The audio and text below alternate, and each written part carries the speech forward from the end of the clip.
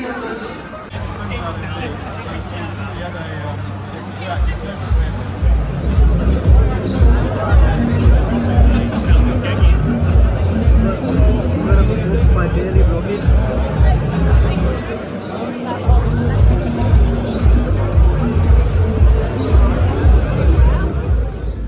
spent 2 weeks in a coma and Walter found his right leg so badly damaged it took him 18 months to recover.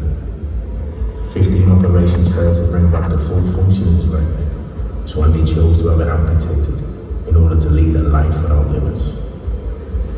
This is his story.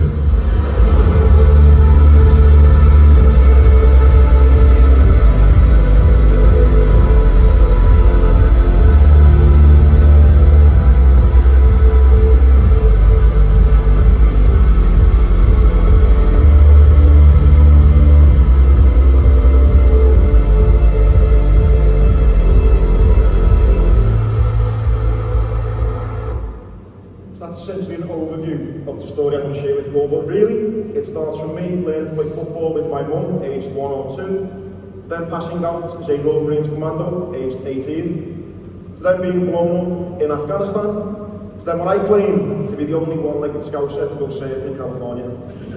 Now, I've been incredibly lucky. I feel like I've got the best job in the world. I've been able to share my story all over the world, from the likes of Nike in China, to the England football team, to primary schools in Liverpool. No matter who I share my story with, it always starts off the exact same way. And it's with that photo of me and my mum. Because that's for me when life didn't go according to plan. I was 12 years of age, I came home from school one day. My mum sat me down and told me there was nothing to worry about, but that she had to go to hospital for a few days. Those few days turned into a few weeks, those few weeks turned into a few months, as my mum was diagnosed with leukemia. I was 12 at the time, I had 2 younger sisters who were 3 and 5, and we watched our mum battle leukemia for the next 4 months until she eventually lost that battle and passed away aged 36.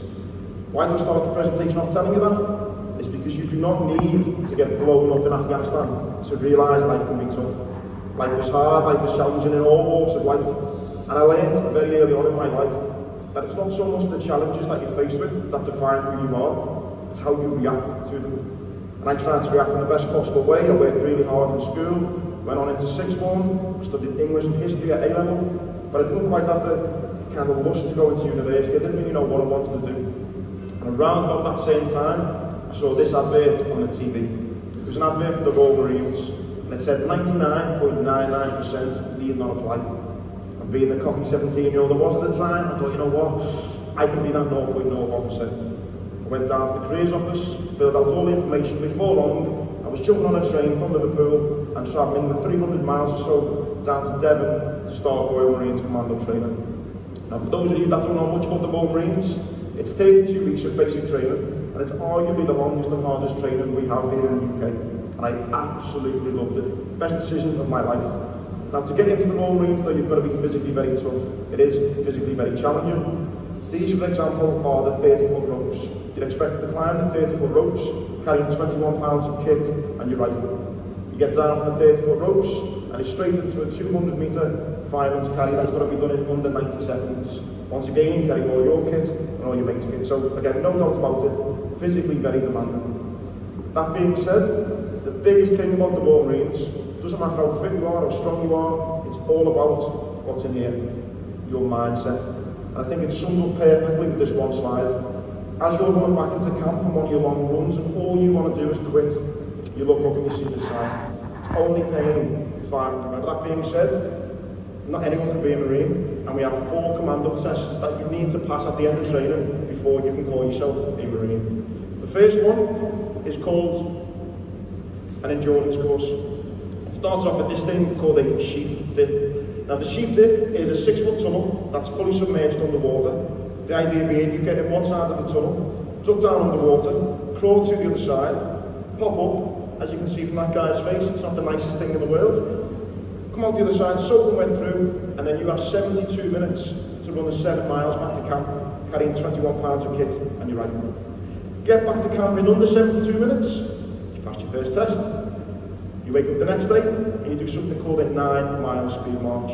This is done as a team, 9 miles to be run in under 90 minutes. Once again, carrying all your kit and your rifle.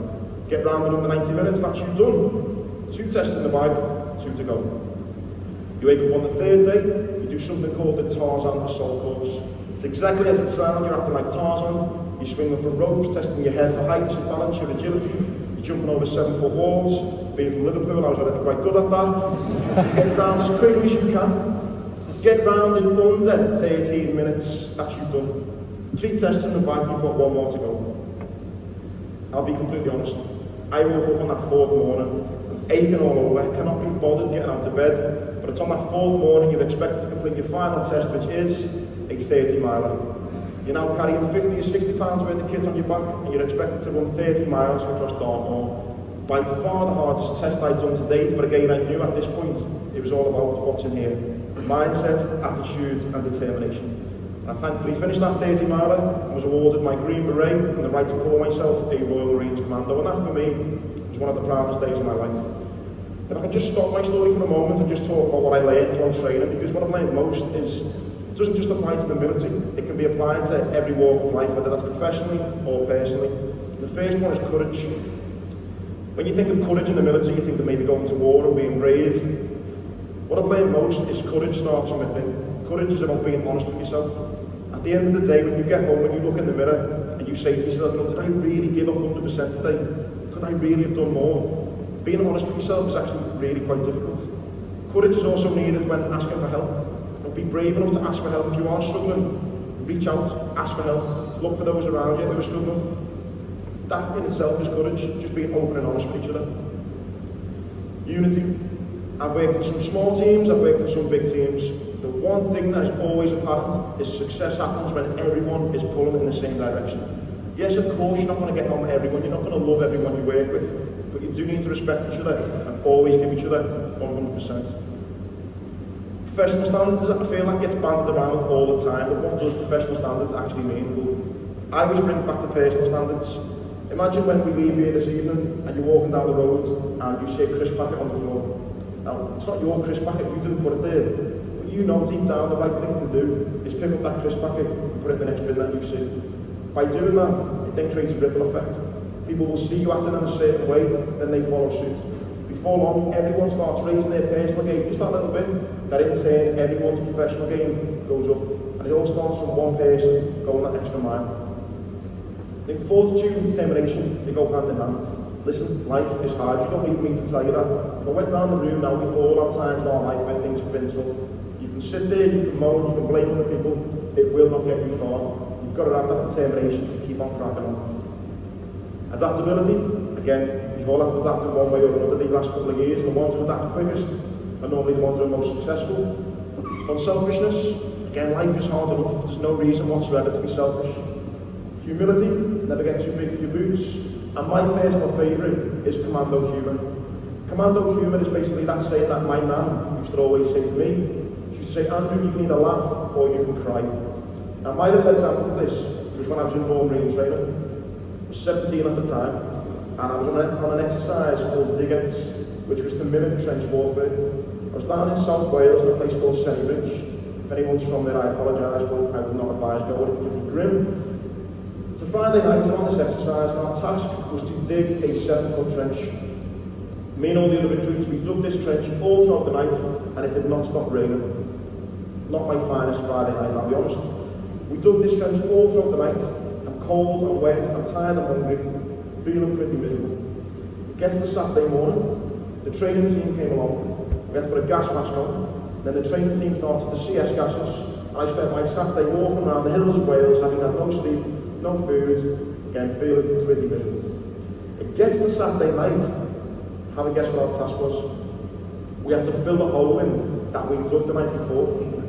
I spent my Saturday night filling in a 7-foot hole that I dug literally 24 hours ago. Hadn't stopped raining, hadn't slept, hadn't eaten. Feeling again pretty miserable.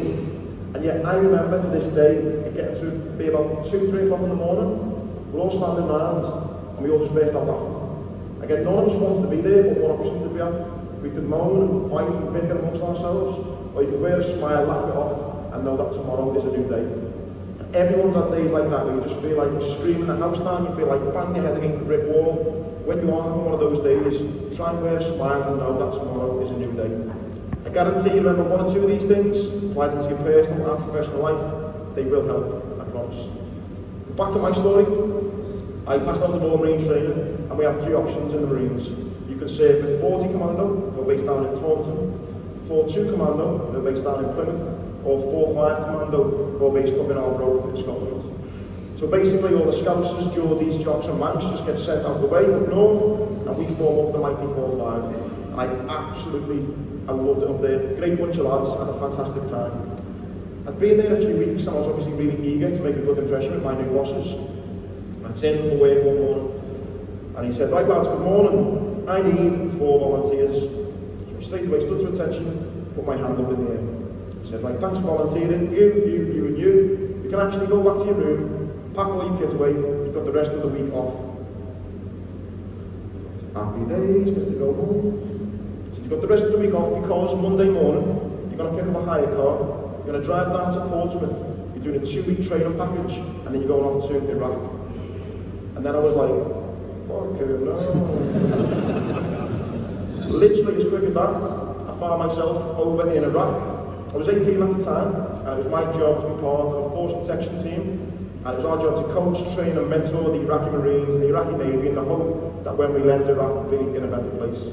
And my time in Iraq was really chilled out, to be honest. Never had to fire my weapon once in anger. Never in any real danger. Excuse the dodgy shorts, but again I like to show this just to show you how chilled out it was. We got to go on long runs into the desert. We had a nice gym, nice bathroom, nice bedrooms. We even shared a camp with the Americans. The Americans had the best of everything. We even had a swimming pool. So again, my time in Iraq was pretty chilled out. Spent about 4 or 5 months in Iraq. Came back to the UK, another year of summer training, and then it was time to deploy to this place, Afghanistan. You very naively thought, Iraq, Afghanistan, surely can't be that much difference. Couldn't have been any more wrong. The reasons we were in Iraq and Afghanistan were different. The locals acted very differently, and the enemy was acted very differently. My home in Afghanistan for the next 6 months was this place, a place called FOB Inkerman. The word FOB stands for Forward Operating Base, and these are scattered in all the most tactical and strategic areas of Afghanistan. And my one was called Inkerman, spelled I-N-K-E-R-M-A-N, FOB Inkerman. After being at FOB Inkerman for just 24 hours, we got rocketed and mortared so many times that using that commando humour, we nicknamed it FOB Inkerman. As it was clear, the Taliban did not want us to be there. And life at FOB Inkerman was again very different than that of Iraq. When us guys want to go for a pee, we stuff the pee into these things. When you want to go for a number 2, it's just a hole in the ground. My bedroom, I'm sure you're going to like this next slide, was basically a mud hut. I'm a big Liverpool fan, as you can see, my flag went everywhere with me. You can see a machine gun hung up on the side. The white things you can see are the wardrobes and a mosquito net around my bed. Believe me, when you've been getting shot at for 16 hours a day, you come back to your mud hut and the guy in the bed next to you takes his smelly socks off and his smelly boots and puts them a little bit too close to your bed. All you want to do is pick up his boots and launch them into the desert. But at those times, you need to remember your values. Because it's very easy to stay positive when things are going well. The real test of character and the real test of the team is how you react when things aren't going so well. And life in Afghanistan was actually one of the best times of my life. An unbelievable experience in a very beautiful country. I've never seen as many stars in the sky as I did in the evenings. You had the mountains in the foreground, these 2 to 3 miles what we call the green zone, and then the desert. The big problem for me personally when I look back at my time in Afghanistan was it was like going back 1,000 years in time. When we tried to speak to the locals and explain to them about democracy, sport and education, they just didn't care. They wanted to wake up in the morning, farm the fields and go back to bed. So it was really difficult to have any type of dialogue with these people. What made it even more difficult was the Taliban. Every single time we stepped foot outside our base, we came into some sort of contact with the enemy. Every single time. Now we knew it was dangerous at the time, because we were the ones getting shot at every day. It's only when you look back in hindsight and you realise that in 2009 alone, 108 British soldiers were killed. Just in 1 year alone. And they say for everyone that was killed, there were 7 or 8 that were seriously injured. That's nearly 900 British soldiers seriously injured just in 1 year alone. So it's only when you look back and you realise you were actually in the worst possible place at the worst possible time. Now again, at the end of the presentation, ask me as many questions as you'd like, but one question I always used to get asked was, what's it like to get shot at? What's it like to be in a firefight? And without trying to sound all big and macho, for me personally, getting shot at was not that scary. And the reason I say that is, sorry sir, it's a bit my view. Let's pretend this is a brick, and I'll launch this brick straight at your face now, okay? As I've thrown it, it's flying towards your face. What's the first thing you're going to do? You'd really try and block it, really? I was hoping you'd take me out the way. That was the answer I was looking for. I'll try and catch it. Wait, I'm in Afghanistan, and you get shot at. You do not try and catch it or try and... You are jumping behind trees, you're jumping behind walls, you're jumping in ditches. You are doing everything you can to get away with those bullets. It's a very natural reaction. Within a split second, all the adrenaline starts pumping, all the years and years of training come into play. You start communicating with your teammates to the left and to the right, and then before long, you're in the firefight. You do not have time to be scared. Okay, so getting shot at is not that scary. The thing that did scare me more than anything were these things. Set of walkie-talkies scared me more than anything. The reason being that Taliban would have these walkie-talkies and they would communicate with each other. We would have an interpreter with us on our patrol who also had a walkie-talkie who could listen in to what the Taliban was saying and then relay those messages back to us. So I've been in Afghanistan a few days now. I'm on my very first patrol. The sun is starting to rise, the odd goat is walking past. That's about as exciting as my day is getting. And then all of a sudden the interpreter from down below shouts up. He says, lads, just to let you know, the Taliban are talking and they can see 8 people sitting on a roof. I had one of these moments and kind of went,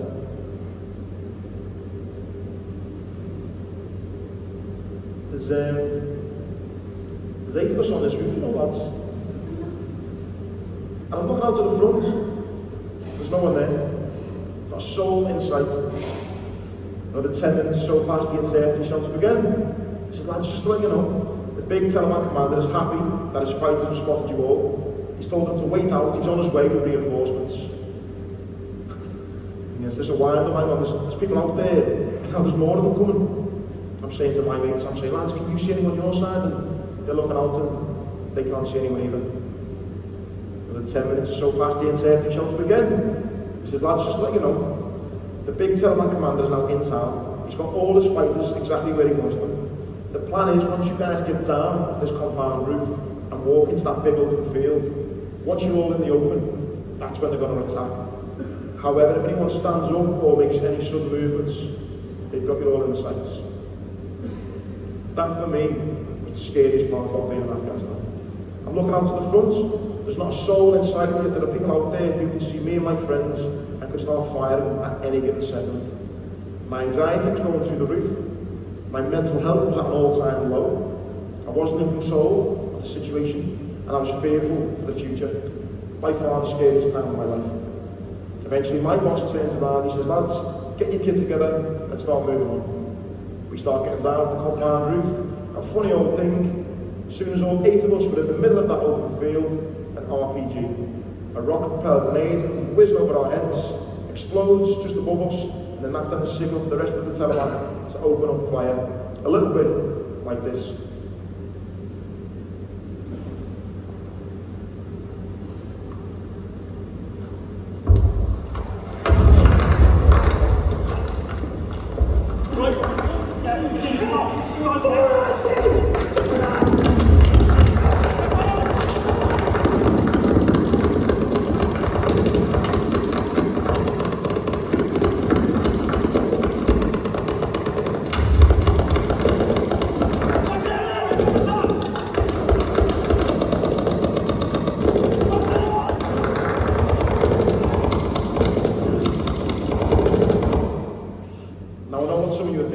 Andy, how watching you get shot at in Afghanistan, how is that going to motivate me? Well, the reason I like to tell that story and play this video is because being shot at in Afghanistan actually taught me 2 huge life lessons which I use every single day now.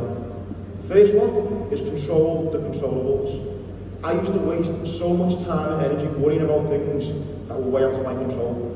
When I knew the Taliban were watching me, I would often get so worked up and so worried, thinking, are the 10 Taliban, are the 20 Taliban? Have they got rockets? Have they got bombs? They hide here, they hide there. All these things would be going through in my head. Until one day I thought, there could be a million Taliban in a million different hiding spaces, with a million different bombs and a million different rockets. I can't actually control what they're doing. All I can do is be as best prepared as I can be, and what will be, will be. There's no point in worrying about things that you cannot have a positive impact on. It'd be like planning a barbecue tomorrow, and you're going to bed tonight worrying sick what the weather's going to be like. Rather than worry about things you can't have an impact on, focus on the things that you can. Control the controllables. The second big life lesson I learned was to be more present in the moment.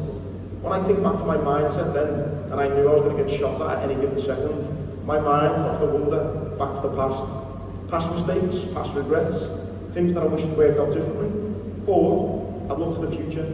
I think as soon as I get back from Afghanistan, I'm going to go here, I'm going to go there, I'm going to do this, I'm going to do that. I was either living in the past or living in the future. Big thing I try and do now is be more present in the moment. Yes, it's okay to have a little trip down memory lane now and again, and yes, it's okay to know where you want to be in the future, but make sure the majority of your time, focus and energy is going into what's going on right here, right now. Control the controllables and be more present in the moment are the two big things I learned, believe it or not, from being shot at Afghanistan. Sadly for us though, the Taliban did something which I mentioned before, and that was adaptability. They realised that they could never win in a firefight, so they changed tactics to something called an IED, an improvised explosive device. They got very good at making these things, and even better at hiding them. I want you to imagine you're walking down a road very similar to this. You've got your mission, your objective for the day. You know the Taliban are out there somewhere, and then all of a sudden,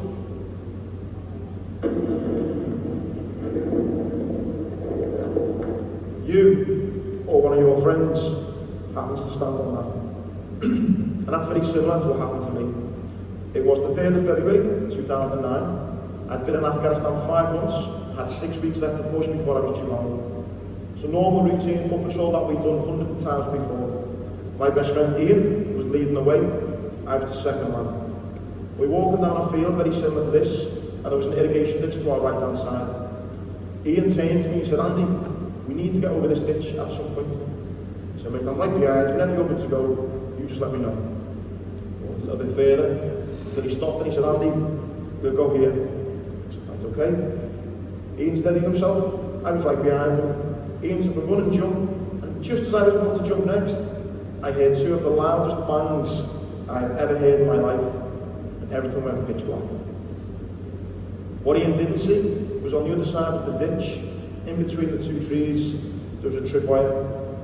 This tripwire was attached to 2 bombs. Ian has jumped, hit this tripwire, 2 bombs went off in between us, blowing him forward and blowing me back.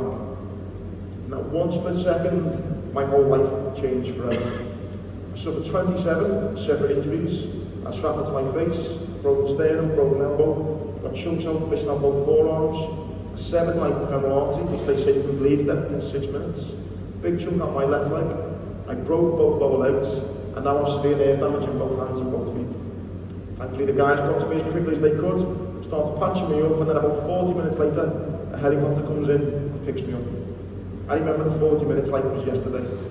The second the guys put me onto the helicopter, I don't really remember much from then. The helicopter took me to the main hospital in Afghanistan. I had 2 life-saving operations performed on me, and then my condition was deemed so serious that they got me straight back to the UK. The second that bomb went off in Afghanistan, to the second I landed back here in the UK, it was 18 hours. That is what we call teamwork. Now, without being disrespectful, I do not care if you are the top dog in this organisation or you started working here just today. Everyone has got such an important role to play, and you should never ever undervalue your own role or anyone else's role in the team. Take for example the day I was blown up in Afghanistan. Whether it was the guy who placed the tourniquet on my leg and stopped me from bleeding to death, or whether it was the guy in Birmingham airport who was holding up the paddles that when my plane landed. If not everyone had done their job to the best of their ability, seconds would have been lost, minutes would have been lost, hours would have been lost, and I might not be standing here today sharing with you my story. So whatever your role is in this team, do not ever think that if you don't put in 100% effort, it won't make a difference. It will. Success can and will look very different if not everyone is doing their role to the best of their ability. I spent 2 weeks in a coma, and thankfully when I woke up from that coma, my best friend Ian was lying in the bed next to me. Ian went on to make a really good recovery. He's now a firefighter up in Scotland, and we're still best friends now. My recovery was a little bit different. The surgeon came round with a ruler, and she said, Andy, you've got a big decision to make. She said, I'm confident all your injuries are going to heal. Your big problem, however, is your right lower leg. She said, basically, the bone has ripped through your leg and took away 6 centimetres of bone. So I can't just put your leg back together because one leg will be 6 centimetres shorter than the other. So, 2 options. Option number 1 is we can amputate your leg right here, right now, and you can live the rest of your days as an amputee. But door number 2, I can grow your leg back. I was on a lot of drugs at this point, and I'm thinking, am I hearing this correctly? You're going to grow a leg back? How do you even do that? So what we do it all the time, basically, I'm going to put this big cage around your leg. It's going to go from your knee to your ankle. I'm going to put all these metal rods through your leg. I'm then going to break your leg in a second position, give you a couple of spanners, and then every day for about 18 months you're going to twist these spanners and it's going to pull the bone in your leg apart. Ever so slowly, that new bone will grow in between. I'm confident it'll work, and you'll be able to keep your leg. They're your options. I'll come back tomorrow, tell you what you've got to say. And she walks out the room. How the hell do you make that kind of decision? I'm asking my dad, I'm asking Ian in the bed next to me, I'm asking the cake lady, I'm asking the cleaner, I'm asking everyone, what would you do if you were me? Eventually, I chose to keep the leg. I didn't want to live to be 70, 80, 90 years of age, always wondering, what if I gave that leg a go? So I did, I chose to wear that cage on my leg for the next 18 months, but as you can see, it was pretty badly damaged. I spent the next 18 months down at this place called Henley Court, which is the rehabilitation centre for injured soldiers. And believe it or not, it was a miracle. They managed to grow back the 6 centimetres of bone. I went from a wheelchair to crutches to a walking stick, until eventually that cage got taken off my leg. I could walk around perfect. Unbelievable. My biggest problem, however, was up here, my mindset. I gave my mum passed away when she was just 36, and realised there and then that you only get one life. And it's so important to squeeze everything you can out of life. I'd also had a career in the Marines where I loved being active and adventurous, I loved travelling, I loved pushing myself, and I wasn't able to do any of that anymore. I mean, yes, I could walk around, okay, but I couldn't run, I couldn't play football, I couldn't climb mountains. I wasn't living the life I wanted to live. I was becoming really, really unhappy. So I knew I needed to make a change. The change I made was I gave this guy a call. I like to show this photo because he looks nothing like it. He's actually one of the best surgeons in the country, a very good friend of mine. And I rang him up one day. I said, Doc, I've been doing something and I want you to amputate my leg for a better quality of life. And he said, Andy, I thought you'd say that one day. So no one told me I needed to have my leg amputated. I chose to have it amputated purely for a better quality of life. And it was one of the strangest 24 hours of my life. I drove from Liverpool down to Plymouth, where he's based. As I was driving my car down the M6, it suddenly dawned on me, I thought, this is the last time I want to drive my car with 2 legs. We stayed in a hotel the night before, went threw my bag in the room, went down to the restaurant, tucked into a mixed grill with my dad, and then went and stood at the bar and had a pint. And again I'm thinking, this is the last pint I'm ever going to have with 2 legs. And again, no one was telling me I needed to do this. It was all about me wanting to improve my life. I go into the hospital the next morning, I wake up as an amputee. The surgeon comes round to see me a few hours later. He says, Andy, how are you feeling? I said, Doc, I'm good. Please, please, please, put me out my misery. Tell me everything went okay. The surgeon looked at me and said, Andy, I said, I'm really sorry. It was good news, but there's also a little bit of bad news. And straight away, my heart just sank. I thought there's been a complication, there's been an infection, something's went wrong. He said, listen, the good news is the operation went really well. Really, really happy with it. I said, okay, what could possibly be the bad news then? He says, well, I know you're a big Liverpool fan. It's okay. He said, well, I noticed on your leg, you had a live bears that you'll never walk alone tattooed on your calf. Now, for me to create a decent stump so you can run and play football and climb mountains, I've had to pull the skin around from the back of the leg, and I'm really, really sorry, but I've cut off the word alone. Your tattoo now means you'll never walk.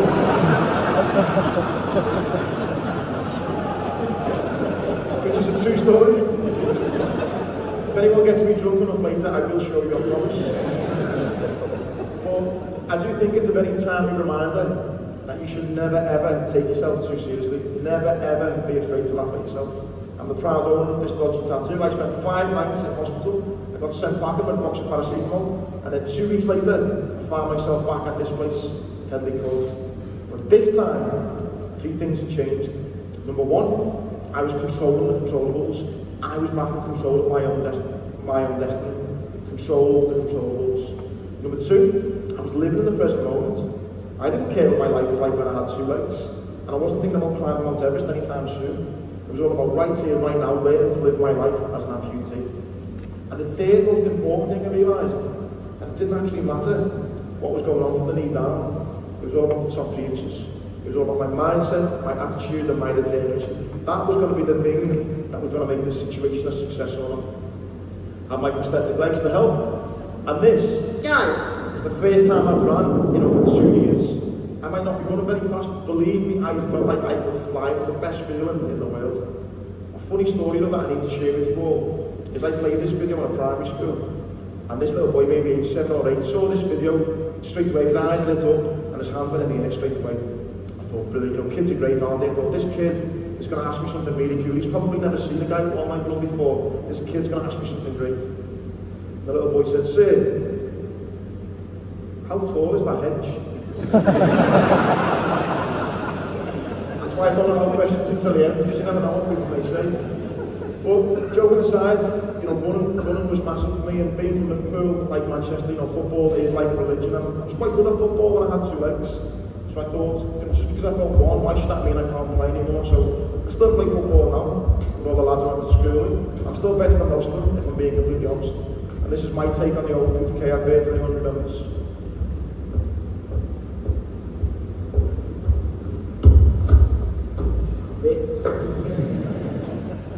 To be honest, I lead a pretty normal life. I'm in the gym Monday to Friday, and on the weekend, if the weather's nice, you could normally find me climbing a mountain. The only difference between me and you, I've got 5 toes, you've got 10. That is literally the only difference. The thing I have noticed over the years is people's mindsets and attitudes. I believe that if your dreams do not scare you, you are not dreaming big enough. Again, you should put 100% effort into whatever you do. Muhammad Ali, one of the greatest boxers of all time, once famously said, "If I wasn't a boxer and I was a bricklayer, I would have been the best bricklayer in the world." It's about putting in 100% effort in whatever you do and trying to be the best you can be. And that's what I've tried to do now. I want to really show people and not just talk the talk, I want to walk the walk. So I set about challenging myself and jumping outside my comfort zone. I got back into athletics and again just challenged myself in any way I could. And one of the challenges led me down to London. I was lucky enough to visit the Shard, and I'm told I'm the only amputee that will ever get to abseil the Shard.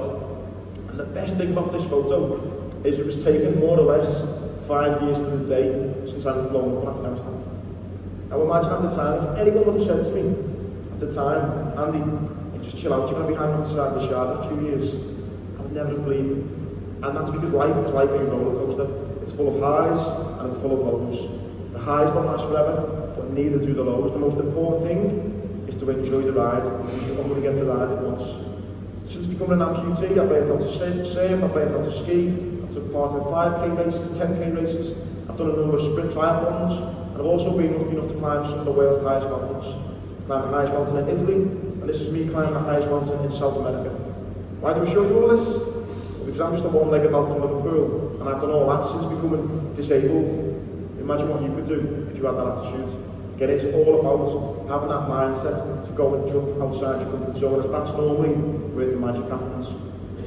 Now, it would be really wrong for me to stand on stage and show off about all the mountains I've climbed and I've learned how to ski with one leg, etc., without giving you a bit more of a well-rounded picture, because it has always been happy times. There's been some incredible lows along the way. One of the lowest points of my life was when I was finally medically discharged from the Royal Marines. I went from being part of this really elite organisation with guys I work with, I could rely upon, very professional, you know, goal-driven, amazing bunch of guys to be around. To then being medically discharged, being back home in Liverpool, alone, with no purpose, no value, no routine, no responsibility, and my life very quickly started to spiral out of control.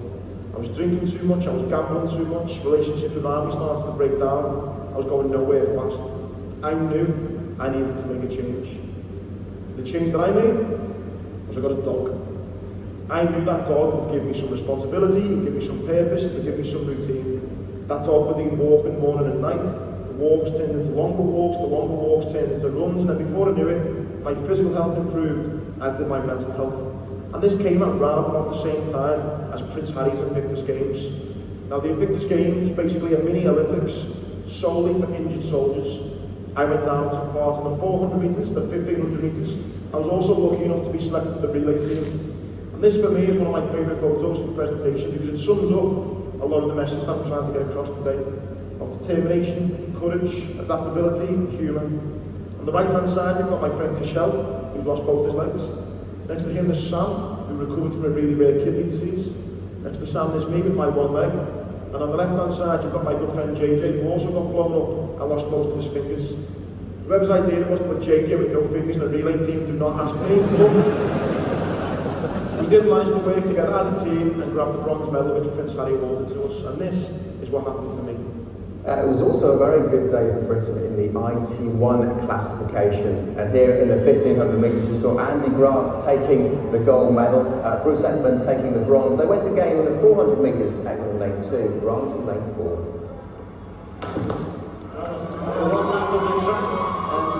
Showed that he had good pace even at the beginning of the 1500, and once more it's gone off quickly. He's chasing the man who won the bronze medal in the 200 outside him, Maurice Manuel of Denmark. As Grant storming down that back straight, really is flying away. Ekman and Great Britain has moved into third place at the moment in lane 2. But Grant has really gone quickly through this first 200 metres now. Is he going to be able to maintain this sort of pace? It looks as though he's got all of the capabilities to do this. His goal in the 1500 metres could well be followed up with another one here because he's got a lot of daylight between him and the rest of the field, and it's his teammate, the Army Major Bruce Ekman in lane 2, who's now moving to the silver medal position. Grant from Liverpool coming down the home straight here with great applause. It's been a great day for him so far. It's just going to get better here. And Grant eased up in the 1500 and eases up again in the 400 metres. So to win 2 gold medals at the first ever Invictus Games, I felt on top of the world. Best feeling ever. That feeling lasted about 10 minutes. Because as soon as I came off the running track, I was introduced to this little boy. A lady came over to me called Julia, and she said, "Andy, congratulations, we've just seen you win gold, well done. Can I just tell you a little bit about my son?" I said, "Yeah, of course." And she explained to me that when his son was born, his right leg wasn't forming as it should. So her and her husband had to make the agonising decision to have Rio's leg amputated pretty much at birth. So Rio's grown up, never ever known what it's like to have 2 legs. And his mum thought it would be a good idea to bring Rio to the Invictus Games so he could see the likes of me and my friends with various disabilities, and he could realise actually, again, life is about mindset. And she said, "Andy, he's just watched you win gold. He can't stop screaming your name. He put the biggest smile on his face. Thank you, thank you, thank you, thank you." And I felt really awkward because I did not turn up at Invictus Games to inspire anyone. I'm very competitive. All I wanted to do was win gold, smash the competition, and be the best I could be. So the fact that this lady's getting quite emotional, telling me how amazing I am and how much I've inspired this son, I felt really awkward.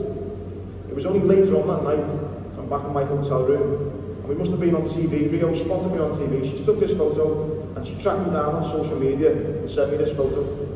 And it was only then, that's when the penny dropped. And I realised in life, you don't always have to say anything motivational or do anything inspirational. Simply by trying to be the best version of you can be, you will automatically inspire people. When you wake up every morning and put 100% effort into everything you do and lead by example, you will have a far greater impact on those around you than you can ever imagine. Just try and be the best version of you can be, and believe me, you will inspire and motivate beyond anything you can ever imagine. And that's what the Invictus Games did. It inspired a lot of people, me especially. I thought my next goal is to go on to the Paralympics. Sadly for me, the longest distance in the Paralympics for someone with one leg is just 400 metres, just one lap of the track. And I class myself as a bit more of a Mo Farah than a Usain Bolt, and there was just no run, no races for me to take part in. I thought there's got to be other amputees around the world who like running longer distances. So I've done a bit of Googling, and I found out there was a guy from Canada who lost his leg in a car accident, and he could run 10,000 metres in 37 minutes, 53 seconds. And he's the fastest one-legged man in the world. I thought, you know what? I'm going to beat them. I trained, but I was getting nowhere near the 37, 53. I thought, you know, what am I doing running? The biggest thing I was doing wrong is I was trying to break that record all on my own. And like I said to you earlier, nothing great is ever achieved by one person going it alone. It's when you surround yourself with like-minded individuals and work as a team. So the first thing I did was when I got myself a team. I don't know if anyone's ever heard the saying, but they say if you want to be a millionaire, the first thing you need to do is go and hang around with loads of millionaires.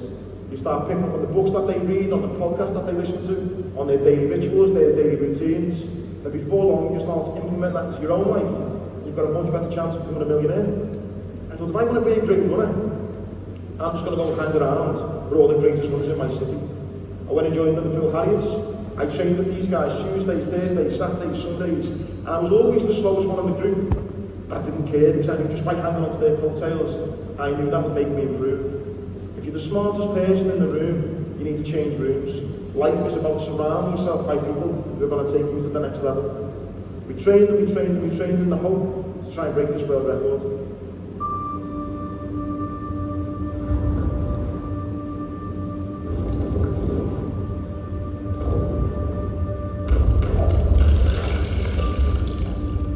Out of the night that covers me, black as the pit from pole to pole, I thank whatever gods may be for my unconquerable soul. In the fell clutch of circumstance I have not winced nor cried aloud. Under the bludgeonings of chance my head is bloody, but unbound. Beyond this place of wrath and tears looms but the horror of the shade, and yet the menace of the years finds and shall find me unafraid.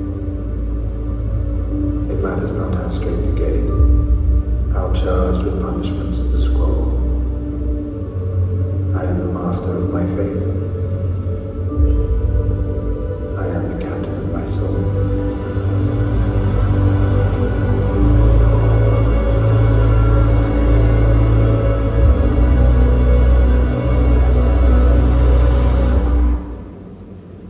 The last two lines of that poem, I am the master of my fate, I am the captain of my soul. That's how I try and live my life now. I believe that life is 10% of the situation you find yourself in, 90% what you do about it. And I didn't want my life to be dictated by that 3rd of February 2009, just one bad day in the office. I wanted that to become less than 10% of my life when I look back. I wanted my life to be about the 90% of what I've done since then. So in July 2016, I attempted to break that world record. And as you can see from my big cheesy grin, I did exactly that. I broke that world record by 36 seconds, becoming the fastest single-leg amputee in the world at the time of 37 minutes, 17 seconds. And I've done it again with the mindset that life is 10% of the situation you find yourself in, 90% what you do about it. Again, the last two lines of that poem, I am the master of my fate, I am the captain of my soul. Every single morning when I wake up now, I am an amputee. I can't do anything about that. Every single morning I have to get out of bed and I hop from my bedroom into my bathroom. I stand on one leg in the shower, I then hop from the shower back into my bedroom, sit on the edge of my bed and put a prosthetic leg on. That is 10% of my day, I can't do anything about it. It is what it is. But you know, the second I put that leg on, the day is mine. Do whatever I wish. How hard I work, how I treat people, my attitude, my determination, that is all down to me. And that's like everyone in this room now. There's a certain part of your day, it is what it is, you can't do anything about it. But rather than focus on that, focus on the things where you can have a positive impact on. Again, I broke my world record, and when I finally recovered from my hangover about 2 weeks later, I sat down behind my laptop and I emailed the Guinness Book of Records. I said, hello, my name is Andy Grant, I've just ran 10,000 metres, 37 minutes, 17 seconds, I believe this is the fastest in the world. Basically, can I have my world record? This is a true story. Guinness emailed me back. They said, congratulations Andy, an amazing achievement. Because this is a world record, however, we need to get you international classification. Now, to get you international classification, we need to give you an international medical. The next international medical will be in Dubai at the next World Championships in a few months' time. Get yourself on a flight to Dubai, come and see one of our doctors. They'll give you a medical, make sure you've got one leg, and then you can have your world record. I've got to go all the way to Dubai, can we not just FaceTime or I'll send a selfie or something, you know, surely. They said, no, it's a world record, unless you do this, then you can't have your world record. So So to this day, I'm not a Guinness World Record holder. I'm just the unofficial, fastest one-legged man in the world. The great thing that did happen though, is ITV made a documentary on me breaking this world record. And some of the Royal Marines watched this documentary, couldn't quite believe I'd ran 10k in this time, and invited me back into the home of the Royal Marines to a sportsman's dinner. Now this was quite a big deal because now I'm back to being a civilian, I've got nothing to do with the Royal Marines. So to have them invite me back into the home, invite me to a sportsman's dinner, and I was awarded something called the Corps Colours, which is a Royal Marine running vest. And this is a little bit like getting an England call, you only really get one of these when you perform at the highest level. So for me to be welcomed back into the home of the Royal Marines and given one of these, well, that was worth more than anything Guinness could have offered. So now I'm still part of that Royal Marine family. Now I said at the start, I had 3 objectives. Number 1, I wanted to try and make you laugh. Well, I've got a few laughs out here along the way, so I've done that. I said I wanted to try and inspire and motivate. Well, listen, only you guys know if I've done that. The last thing, and I think arguably the most important thing, is I wanted you all to leave with a feeling of hope. That no matter how tough and challenging this period that we find ourselves in now may be, whether that's professionally or personally, I want to give you hope that things can and will get better. And I really do believe that for this one last story I want to finish on. By far the hardest time of my life was when I woke up from that 2-week-induced coma, because I had 3 big realisations to come to terms with. Number 1, I knew my running days were over. I looked down and I saw that big cage on my leg, and I knew that my bucket list of one day running a marathon was gone. Whether I kept the leg or whether I lost the leg, running a marathon and getting a good time, that was never going to happen. And that absolutely killed me. That was the first realisation. The second big realisation was I knew my career in the Royal Marines was over. And I loved being a Marine. It was the best job in the world. I could see myself doing it for the next 20, 30 years. And to know that it's been ripped away from me absolutely broke my heart. That was the second realisation. And the third realisation, which hurt more than anything else, was the doctors told me that one of my injuries meant that I would no longer be able to have children. And when I was 12, my mum passed away and my family got broken up. I had this dream of one day I'd grow up, I'd meet a girl, we'd get married, we'd buy a big house, I'd have loads of kids. Hopefully I'd have loads of nieces and nephews, I could invite them all around on the weekend, have a big barbecue, and have a home filled with love, filled with happiness, and filled with laughter. Yet there I am at 20 years of age being told, you can never be a dad. One minute I was this big rough tough Royal Marine commando in Afghanistan, the rest of my life ahead of me. The next minute I'm waking up from a coma being told, you can't run, you've lost your job, you can't be a dad. Believe me, life seemed unfair. Life seemed challenging. There was no motivational pep talk, there was no light at the end of the tunnel. Things seemed pretty impossible. And then 10 years later, this happened.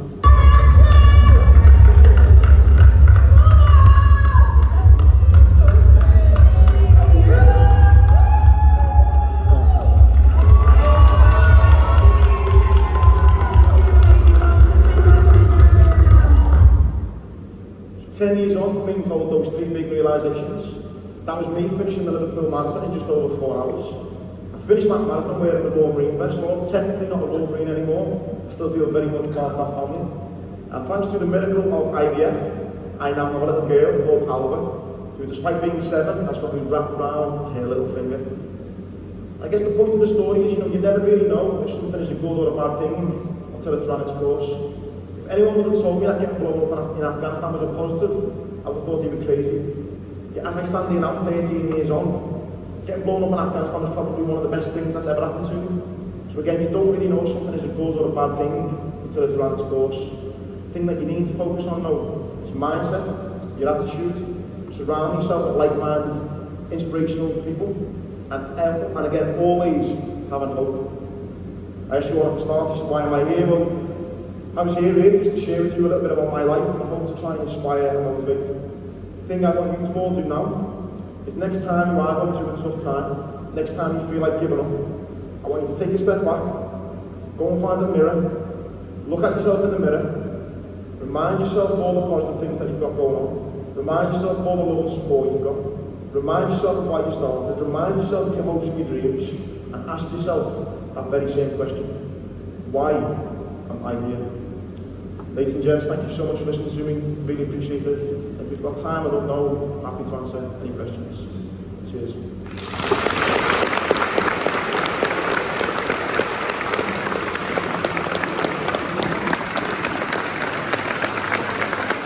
Pony gave myself a nice wash. Yeah. He cooks our bacon for us, nice guy. I didn't get it.